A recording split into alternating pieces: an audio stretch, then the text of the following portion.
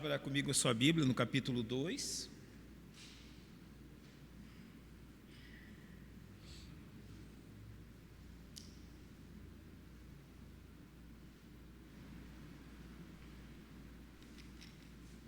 Filipenses capítulo 2.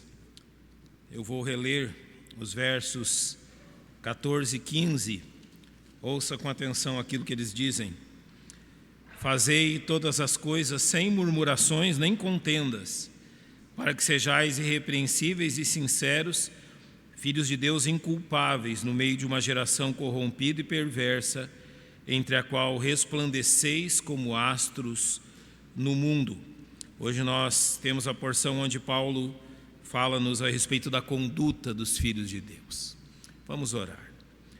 Pai, nós te louvamos por ter Tua palavra aberta diante dos nossos olhos e confiamos que o Teu Espírito Santo é suficiente a instruir-nos, a demonstrar-nos a importância daquilo que vamos ler. Ajuda-nos, Pai, a aplicarmos isto em nossa vida e a contemplarmos a ação poderosa do Teu Espírito nos vivificando. Em nome do nosso Salvador que rogamos assim. Amém. Recapitulando um pouco, irmão, que nós vimos nos versos 12 e 13, se os meninos puderem colocar Filipenses 2, 12 e 13, para a gente relembrar aquilo que nós observamos.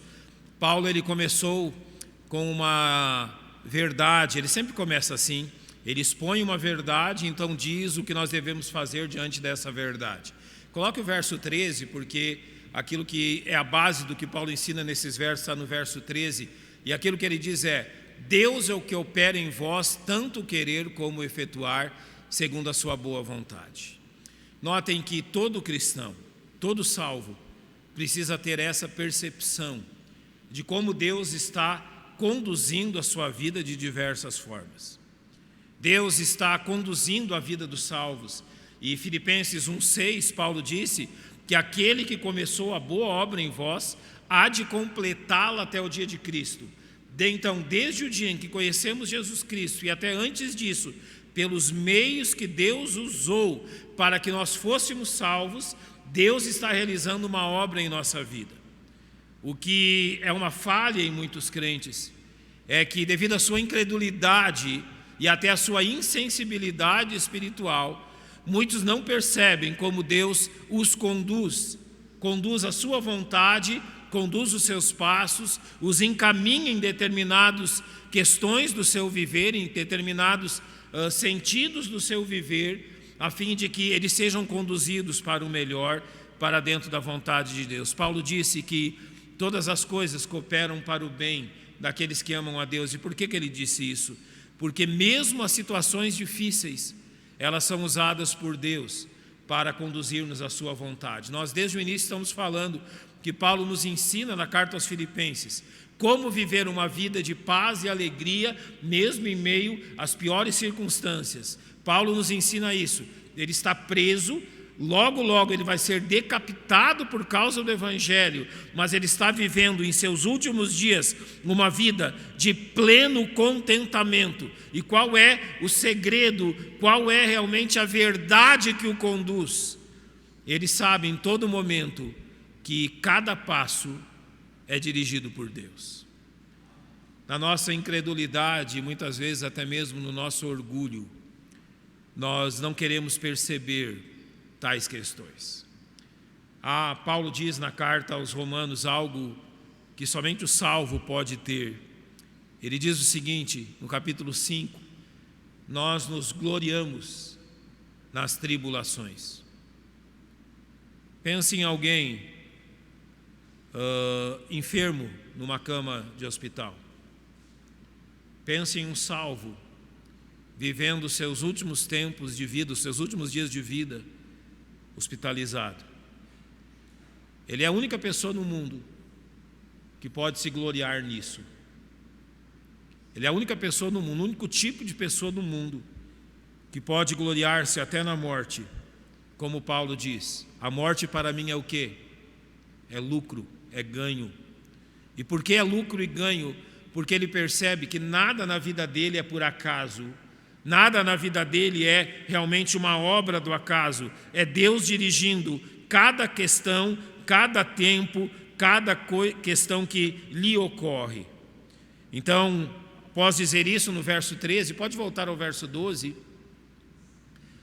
Após basear-se nessa verdade que Deus é que opera em vós o seu querer, ele nos diz assim o que nós devemos fazer: de sorte que, meus amados, assim como sempre obedecestes, não só na minha presença, mas muito mais agora na minha ausência, assim também operai a vossa salvação com temor e tremor. Notem que é a mesma palavra. Deus está operando. Então Paulo diz: vocês devem operar. Deus está operando o quê? Controlando e dirigindo todas as coisas. Nós operamos o quê? Aquilo que nos é dito quanto à nossa salvação. Natan, coloca para nós 2 Pedro capítulo 1, verso 3. Então, qual é a nossa parte, baseado na verdade que Deus tem trabalhado no nosso viver? Olha o que diz 2 Pedro 1, 3. Visto como seu divino poder nos deu tudo, notem isso, tudo o que diz respeito à vida e piedade, pelo conhecimento daquele que nos chamou pela sua glória e virtude, ou seja, Jesus Cristo. O seu divino poder nos deu tudo o que diz respeito à vida cristã, ao andar cristão e à piedade, que é o andar com Deus. Nada te falta, você recebeu tudo o que Deus quer que você receba. Então qual é a sua parte? Vá ao verso 5. E vós também, agora o que nós devemos fazer, que concorda com o que Paulo está ensinando aos filipenses: pondo nisto mesmo toda a vossa diligência. O que é diligência, irmãos? Alguém sabe me dizer? Um pouco mais que cuidado, esforço, força. Sabe por que os crentes não põem força na sua vida cristã? Porque eles realmente não acreditam que é Deus que os conduziu até ali. Incredulidade. Eu vou lhe usar um exemplo, que é o exemplo dos versos 14 e 15. Porque você acha, eu vou ler Êxodo 17, que depois de ver o mar se abrir, de ver as codornizes ocuparem o arraial dos israelitas, de ver água saindo da pedra, de ver uma nuvem de fogo à noite os iluminando, uma nuvem refrescando o seu dia. Depois de ver tudo isso, os judeus se voltam para Deus e dizem: está o Senhor entre nós ou não? Por que eles fizeram isso? O coração incrédulo deles. Jamais houve, pode ler Lamentações, você vai concordar comigo, jamais houve nação mais ímpia neste mundo do que a nação de Israel. Sabe como é que se mede a impiedade?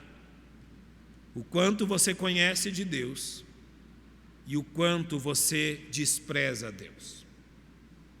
Some essas duas coisas e você terá uma nação que cometeu os atos mais ímpios que nós podemos imaginar.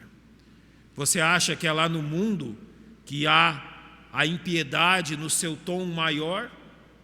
Ah, mas eles se prostituem, eles roubam, eles fazem todos os tipos de pecado. Eu quero lhe perguntar apenas uma coisa: qual é o único pecado que conduz ao inferno?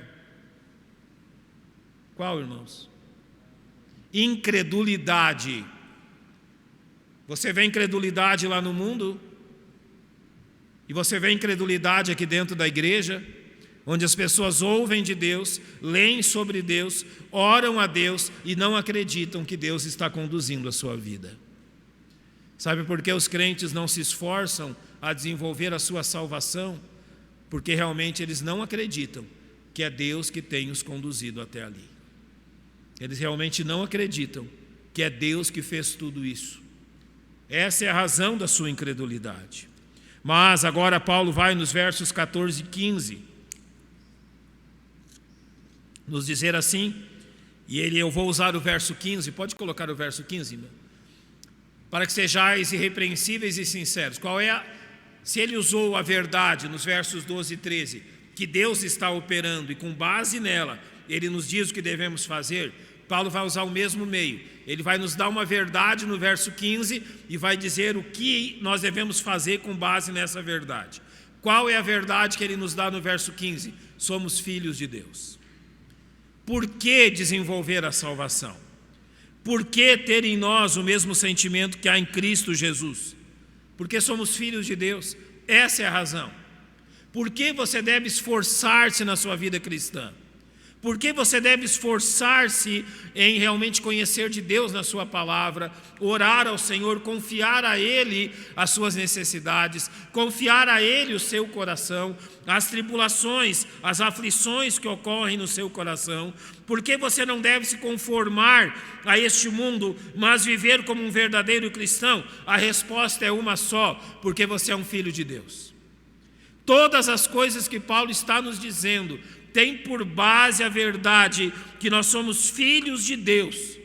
E o que ser filhos de Deus significa, o que esta verdade de ser um filho de Deus realmente muda no meu viver. Eu quero começar primeiro por uma questão negativa.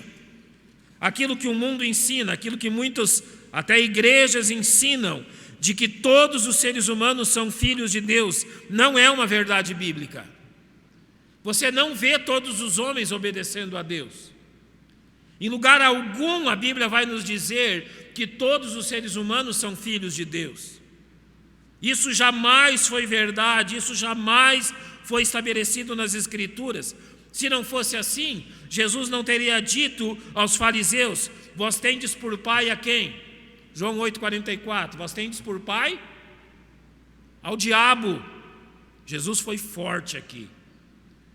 O pai de vocês não é Deus, Jesus está dizendo. E sabe para quem que ele está falando isso? Para os homens mais religiosos que você já pensou que pisaram nesse mundo. O pastor Alexandre esteve conosco há 2 semanas atrás, e ele nos disse sobre os judeus ortodoxos, homens que andam na linha, homens que andam dentro de uma ortodoxia, a verdade certa, a doutrina certa, e eles são tão estritos nisso, tão restritos nisso, que eles obedecem em mínimos detalhes. Assim eram os judeus que Jesus fala isso. Homens que iam ao templo, homens que ofertavam para Deus, homens que liam o Velho Testamento, homens, na sua maioria, que sabiam de cor, desde a sua meninice, os 5 primeiros livros da Bíblia. Já pensou nisso? Depois você olha na Bíblia, quantas páginas tem o Pentateuco? Com 12, 13 anos. Eles começavam a decorar tudo isso. E Jesus se volta para eles e diz o quê? Vós tendes por pai a quem? O diabo. Não são todos que são filhos de Deus. Em João 1,12 a Bíblia diz que a todos quantos o receberam, deu-lhes o poder de serem feitos filhos de Deus aos que creem no seu nome. Apenas esses são filhos de Deus. Se alguém não crê em Jesus Cristo, ele não é um filho de Deus. Se rejeita Jesus Cristo, não é um filho de Deus. Só há uma forma de ser feito filho de Deus. Você não pode fazer-se um filho de Deus. Não, o texto claramente diz: deu-lhes o poder de serem feitos. Alguém fez neles, o Espírito Santo. E só o Espírito Santo pode nos tornar filhos de Deus aos que creem no seu nome. E quando isso então? Quando nos tornamos filhos de Deus? 1 João 3, versos 1 e 2 diz: vede quão grande amor nos tem concedido o Pai, que fôssemos chamados filhos de Deus. Por isso o mundo não nos conhece, porque não conhece a Ele. Então olha o verso 2: amados, agora somos filhos de Deus, e ainda não é manifesto o que havemos de ser. Mas então sabemos que quando Ele se manifestar, seremos semelhantes a Ele, porque assim como é o veremos. Nós somos filhos de Deus quando? Quando nós formos para o céu? Não, hoje, agora, aqui. Quando que você tem que viver uma vida cristã que glorifique a Deus? Quando que você tem que investir na sua vida cristã? Crescer espiritualmente, hoje, agora, aqui. Isso não é um trabalho para amanhã, isso não é um trabalho para o próximo ano, isso não é um trabalho para uma outra etapa da vida, quando talvez você se aposentar. Você tem que crescer espiritualmente desde o dia em que você conheceu Jesus Cristo. Operai a vossa salvação. Você realmente crê que Deus está agindo na sua vida? Você consegue enxergar as mãos de Deus agindo? Você consegue entender que o caminho, o lugar que você está nesse momento, foi Deus que o colocou? E notem, eu não estou dizendo que é o melhor lugar aos olhos humanos. Talvez você tenha enfrentado lutas terríveis nos últimos anos. Alguns de nós têm enfrentado todo tipo de tribulações e aflições, inclusive morte de pessoas que nós amamos. Outros têm passado por anos de enfermidades físicas. Outros têm enfrentado todo tipo de luta no casamento, na família, com os filhos. Eu quero lembrar-lhe uma coisa. Por aonde Deus conduziu o povo de Israel para levá-lo à terra prometida? Por aonde, irmãos? Foi por um deserto. Alguém aqui já foi num deserto? Já viu um deserto? Sabe, por incrível que pareça, tanto no Maranhão quanto no Rio Grande do Sul, algumas partes que já andei, há desertos. Não tão como os desertos da Palestina ou da Arábia. Mas quando Deus resolveu conduzir o seu povo, Deus conduziu o seu povo por um lugar quente onde não tinha água. Deus conduziu o seu povo em meio a tantos inimigos. Deus conduziu o seu povo em meio a tantos perigos. Você está estranhando o quê quando você consegue enxergar as dificuldades na sua vida? Afinal de contas, o que você está estranhando quando você vê os problemas, as aflições, as tribulações? Se Deus conduziu o povo dele pelo deserto, e ele tinha um plano e um projeto para esse povo, e o conduziu pelo deserto, você acha que Deus vai nos conduzir por aonde? Enquanto o povo da antiguidade andava na areia, a gente quer uma estrada asfaltada, com um bom carro, com ar-condicionado e televisãozinha para a gente vendo filme. Eu ouvi agora que tem carros que você não precisa dirigir mais. Ele vai por você. Eu não levava coragem, não.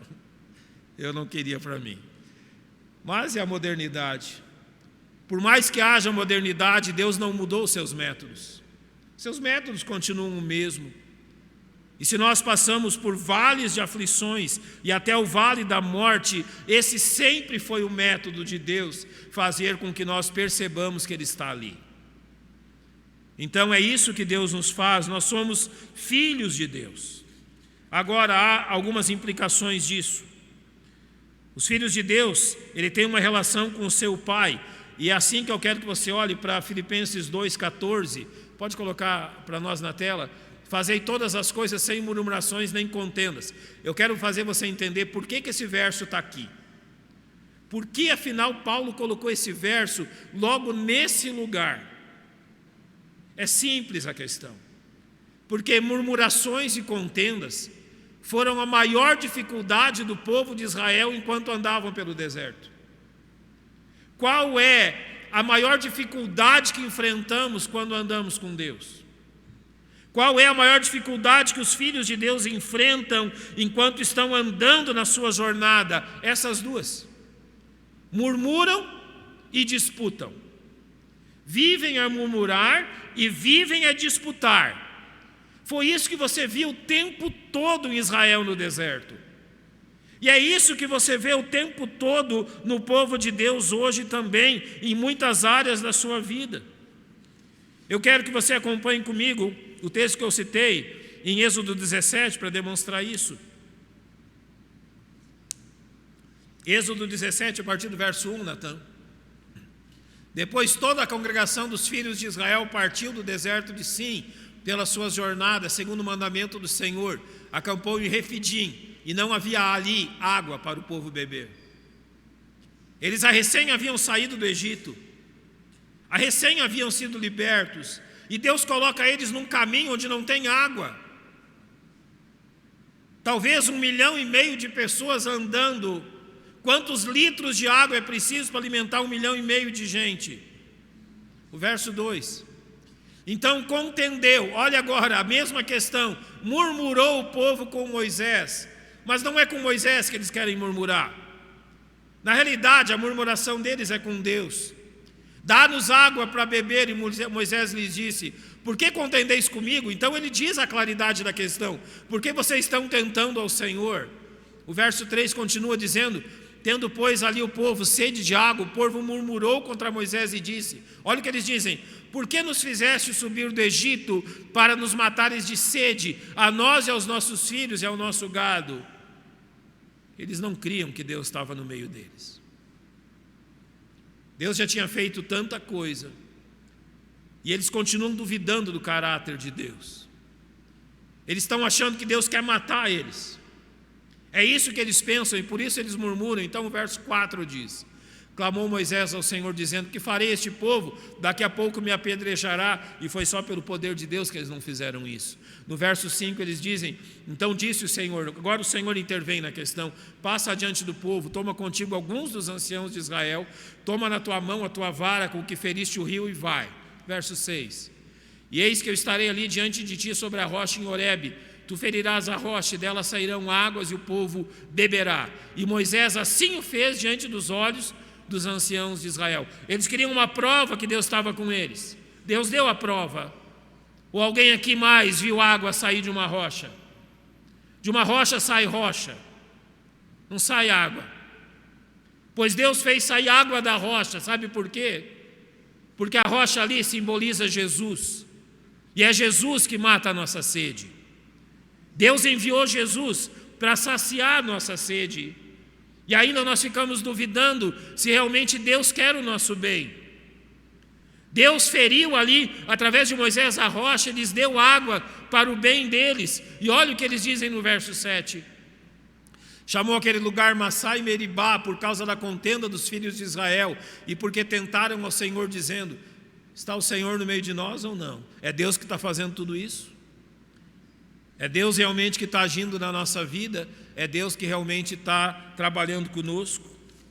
Agora, Natan, vai para o Salmo 78.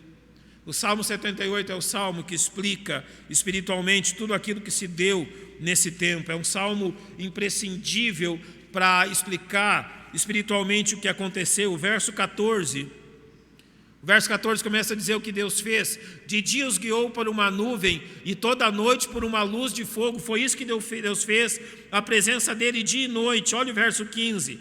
Fendeu as penhas no deserto, as rochas, deu-lhes de beber como de grandes abismos. Não era um pouquinho de água, era água para mais de 1 milhão de pessoas. Fez sair fontes da rocha, fez correr as águas como os rios. E agora olha o que o povo fez. E ainda prosseguiram em pecar contra ele, provocando o Altíssimo na solidão.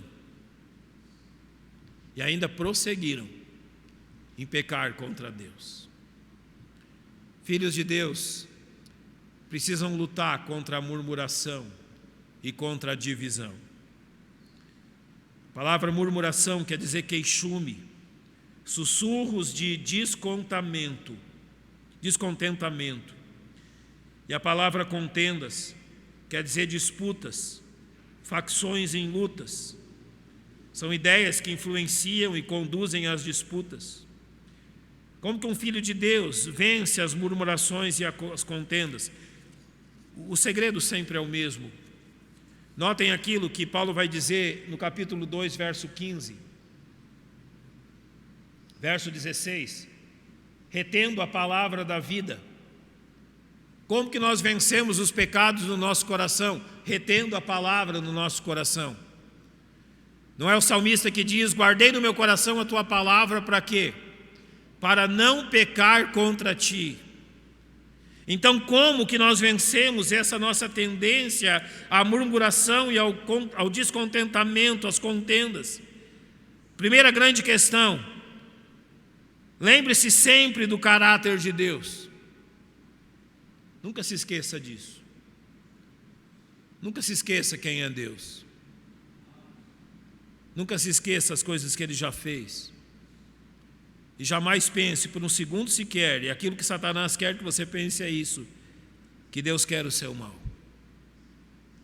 Deus não quer o seu mal. Só existe uma pessoa que quer o seu bem. E esse alguém é Deus. É o caráter dele. É quem ele é. Lembre-se também da paternidade de Deus. Ele é o seu pai.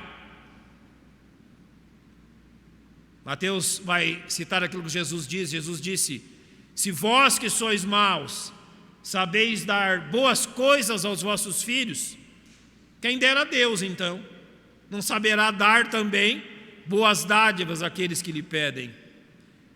Deus é o seu pai, e Deus é um pai sem igual. É dele que nós tiramos a nossa paternidade. Lembre-se da grandeza de Deus. Sim, Deus ele é tão grande, mas tão grande. Deus ele é tão imenso, mas tão imenso, que a única palavra em português que nós temos, infinito, não cabe Deus. Deus não cabe no nosso infinito, tem que ter algo maior do que isso. Então foi criada a palavra eternidade, eterno.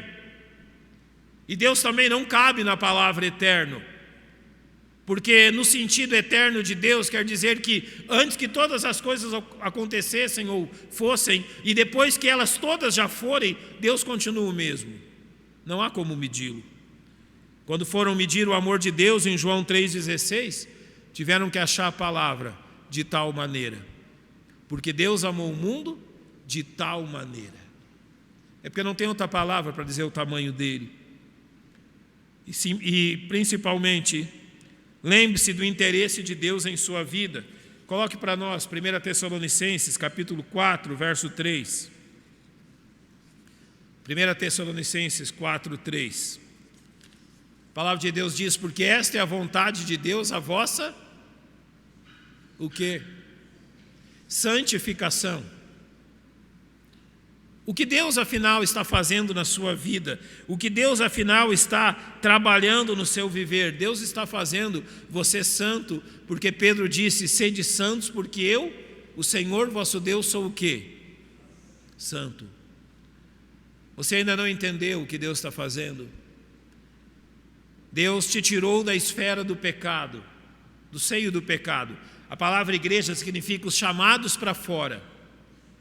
Então, quando Deus nos salvou, Ele nos tirou da esfera do pecado. Mas sabe o que Ele está fazendo agora? Ele está tirando o pecado de dentro do nosso coração. É por isso que as coisas ocorrem com você. É por isso que a vida é como é. Porque Deus está transformando você em alguém, como são as pessoas que vão viver no céu. Por que Deus nos santifica? Porque o céu é um lugar santo. E Ele está nos ensinando como vai ser viver no céu. Depois de dizer-nos as nossas relações como filhos de Deus, em Filipenses 2, no verso 15, agora Paulo vai nos mostrar algo também, e da mesma forma importantíssimo. Ele vai mostrar os filhos de Deus na sua relação consigo mesmo. Ou seja, não só na relação com Deus e quem Ele é, mas quando olhamos para nós mesmos, o que Deus espera de nós. Há 3 coisas aqui no verso 15. Para que sejais irrepreensíveis, sinceros e inculpáveis. Então agora, você como um salvo em Cristo, você como um filho de Deus, como que você tem que viver e como você tem que ser nesse mundo? Há 3 verdades aqui, preste atenção nelas. Primeiro, você precisa ser alguém irrepreensível. A palavra irrepreensível significa livre de toda acusação válida, sem achar falta. A palavra irrepreensível significa integridade moral, ou seja, as pessoas não devem apontar para nós ou algo em nós que mereça denúncia, crítica ou reprimenda. Você já percebeu como o mundo está disposto a apontar os dedos para os filhos de Deus? Você já percebeu como o mundo está disposto a zombar daqueles que são filhos de Deus? Como aquilo que é aceito no mundo, eles zombam quando encontram num crente. Eu fui discipulado por um homem. Ele me ensinou a Bíblia durante 10 anos, dos 7 aos 17 anos. Eu já falei para vocês dele. Ele era alguém que falava de Jesus o tempo todo. E eu acho que se ele tivesse só um poste na frente dele, ele falaria de Jesus para o poste. Ele simplesmente não sabia falar de outra coisa. Eu conheci pessoas que ele evangelizou durante 8 anos, quase que todos os dias. Trabalhava com essas pessoas, convivia com essas pessoas. Essas pessoas demoraram 6, 4, 8 anos para vir a Cristo, mas nem um dia ele deixou de falar de Cristo para eles. Sabe como que ele era chamado na empresa? Eu, antes de ir para o seminário, eu trabalhei na mesma empresa que ele. As pessoas não chamavam ele pelo nome, chamavam ele de irmão. Não era uma referência, era uma zombaria. Eles queriam zombar dele. Então eles não diziam o nome dele. Era o irmão. E sempre que alguma coisa corria errado no setor, se alguma coisa sumisse, se fosse perdido, ou alguma daquele trabalho não desse certo, era quase unânime a palavra daqueles homens ímpios ao dizer: ei, foi o irmão. Ele era culpado de tudo, até daquilo que não aconteceu. Ele sofria com a imoralidade daqueles homens. Ele sofria com a impiedade daqueles homens.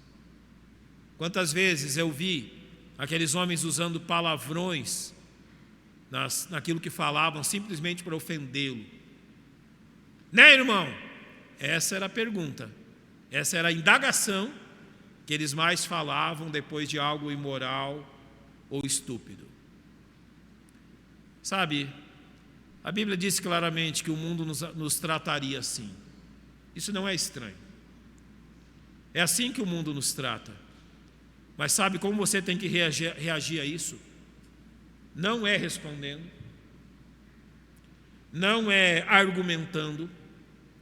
Se você pode ler 1 Pedro 2, verso 15, se não me engano, vai dizer que esta é a vontade de Deus, que pela prática do bem façais calar a ignorância dos homens insensatos. Guarda esse versículo. Que pela prática do bem façais calar a boca, tapeis a boca à ignorância dos homens insensatos. Você não precisa ganhar discussão nenhuma, você precisa ser irrepreensível. Sabe o que significa irrepreensível, então? Não dê lugar a que eles te acusem. Não dê lugar para que eles te peguem em falta. Você é um representante de Cristo. E é Cristo que precisa ser visto na sua vida. A segunda palavra usada por Paulo é sinceros. Sincero quer dizer sem mistura. E os gregos usavam essa palavra para o vinho não misturado com água ou para um metal puro. Mas é interessante essa palavra, akeraios no grego, sem mistura estranha, porque tem 3 palavras sinônimas para isso. A primeira, akakos, e o a no grego é sempre um termo negativo. A quer dizer não. Então, por exemplo, akakos quer dizer não nocivo, não perigoso para os outros. Adolos quer dizer sem astúcia. E akeraios quer dizer sem mistura estranha, literalmente inofensivo, que não provocará o mal a alguém. Além de irrepreensível, inatacável, você precisa ser sincero, ou seja, as pessoas precisam saber que você não vai causar mal a elas. Mal em que sentido? Em todos. Você não pode nem pensar no seu coração mal contra elas. Você lembra aquilo que Jesus ensinou em Mateus 5? Pode colocar lá Mateus 5, 27 e 28. Eu vou usar esse exemplo porque é a mesma ideia. Ouvistes que foi dito aos antigos: não cometerás adultério. Os fariseus diziam que você só era culpado disso se você cometesse o adultério realmente, na prática. Mas olha o que Jesus ensina para eles: eu, porém, vos digo que qualquer que atentar numa mulher para cobiçar, já em seu coração cometeu adultério com ela. Jesus está dizendo o seguinte: não é simplesmente não cometer a prática. Essa questão não pode estar nem presente dentro do seu coração. Então, agora, voltando a ser inofensivo, a questão de ser sincero, não é simplesmente não causar o mal a ninguém. O que Deus quer de nós, filhos de Deus, é que nem no nosso coração haja qualquer pensamento ou desejo ou sentimento que vai provocar o mal a alguém. Eu vou usar um exemplo para você. Eu conheci num lugar um rapaz que praticava todo tipo de maldade. Ele roubava. Diziam que ele já havia matado pessoas. Ele ofendia as mulheres. Era um menino mau. Um dia ele foi roubar um lugar. A segurança do lugar matou ele. Daí eu ouvi de alguns crentes: graças a Deus que morreu. Até onde se indica, ele foi para o inferno. Nós damos graças a Deus por alguém que vai para o inferno? É assim? Vou usar aqui conosco um exemplo. Agora, há pouco tempo, não teve aquele cidadão, não vou dizer o nome dele, mas aquele cidadão que a polícia de Goiás perseguiu uma porção de dias, não teve? Foi impressão minha ou aqui em Goiânia soltou foguete quando mataram ele? Foi isso, não foi? Acho que era uma segunda de manhã, se não me engano. As pessoas comemoraram a morte dele. Ele fez realmente maldades, é acusado de muita coisa. Mas, irmãos, filhos de Deus não se alegram por incrédulos que vão para o inferno. Por pior que eles sejam, nós não nos alegramos por isso. A sinceridade, ou seja, não há uma mistura de sentimentos no nosso coração. Nós estamos por Deus e para Deus. E finalmente, inculpáveis. E por que inculpáveis? Literalmente quer dizer a palavra inculpável, sem defeito, sem mancha alguma. Então quer dizer que não deve haver no cristão nada que o macule, qualquer indicação do mal. Em 1 Tessalonicenses 5,22 há uma demonstração disso. 1 Tessalonicenses 5,22. Abstende-vos de todo o mal. Não é isso que o verso está dizendo. Abstende-vos. Ou seja, não toquem, não se envolvam com toda a aparência do mal. É mais ou menos o seguinte: não é só com o mal, é com a sombra do mal também. As pessoas não podem ver em nós nem a aparência do mal. Nós temos que fugir até da aparência daquilo que contamina. Sabe, quando os nossos jovens vêm para dizer qualquer coisa para mim sobre tatuagem e coisas assim, eu geralmente uso esse versículo com eles. Eu digo: olha, você pode, o corpo é seu, a decisão é sua, vai doer em ti, mas abstende-vos de toda a aparência do mal. Você não precisa disso. Se abstenha de tudo isso.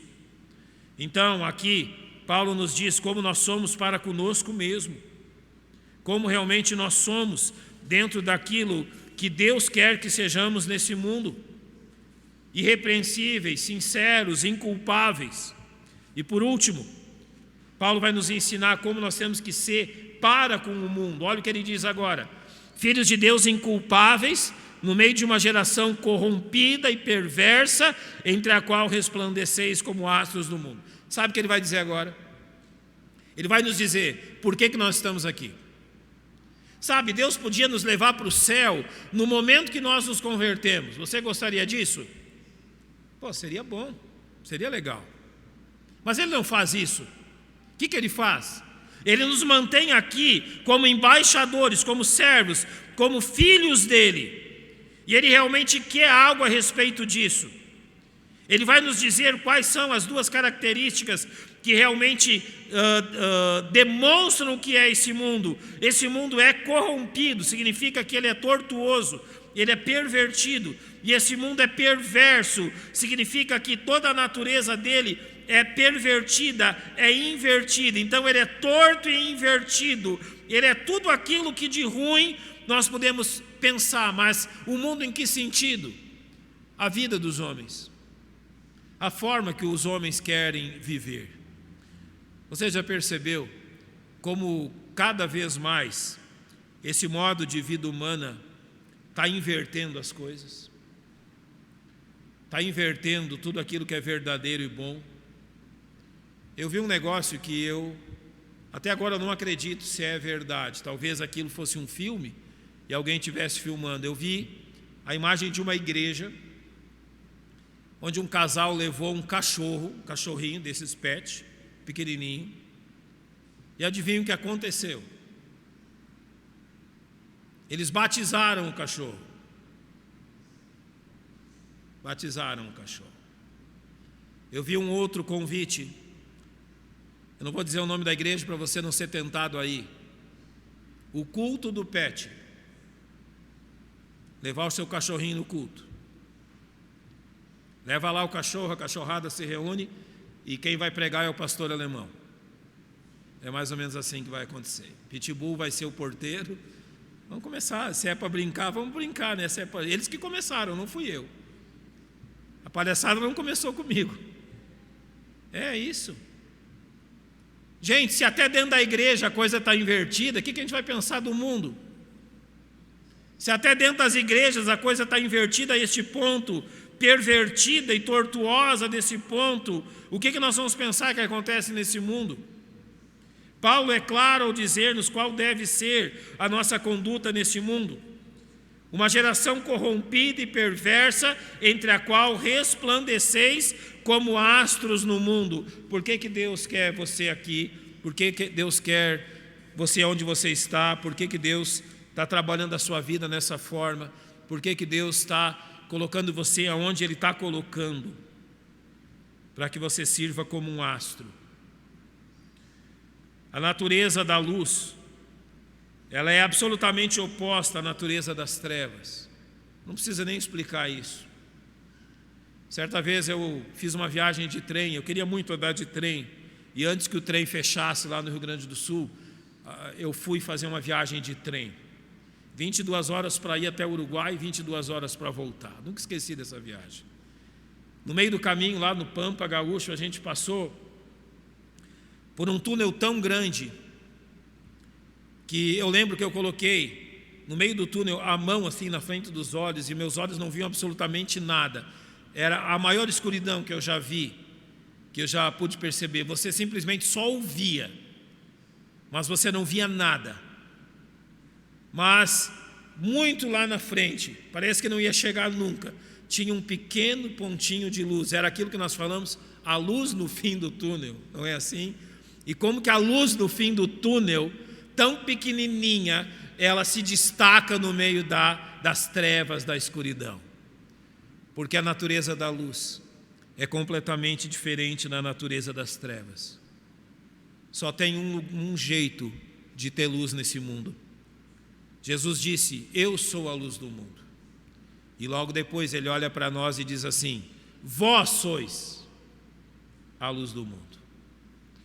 Você já percebeu que possivelmente o único facho de luz que tem perto de centenas e centenas de pessoas que não conhecem Jesus é você?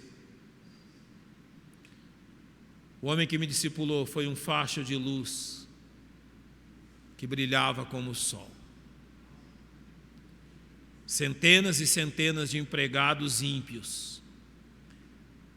E não tinha um naquela empresa, do dono, aquele que logo chegasse na empresa que não o conhecesse. Sabe por que não havia ninguém que não o conhecesse? Ele era extremamente tímido, gago e quase surdo.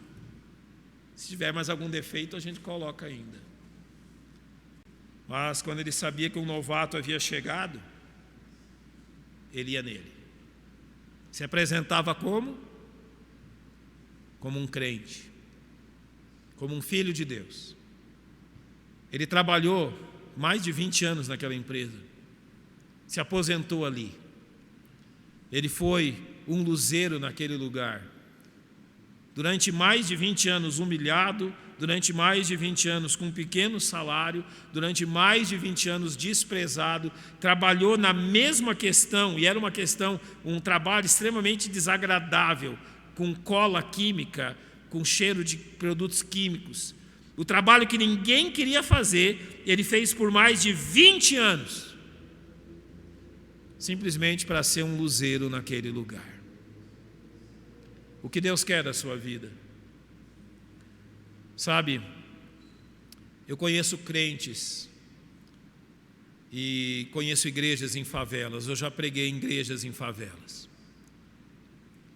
Às vezes a gente pergunta, eu lembro que uns 20 anos atrás, lá numa periferia de São Paulo, eu fui pregar numa igreja batista e estava uma família lá, estava uma irmãzinha. O culto tinha que ser domingo à tarde, não podia ser à noite, porque à noite o tráfico tomava conta das ruas.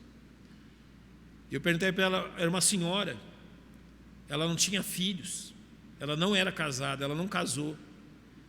Eu perguntei para ela o que ela fazia ali, o que ela queria ali, e ela só apontou para aquele tantão de criança sentado naqueles bancos e começou a apontar uma por uma daquelas que ela havia conduzido a Jesus Cristo.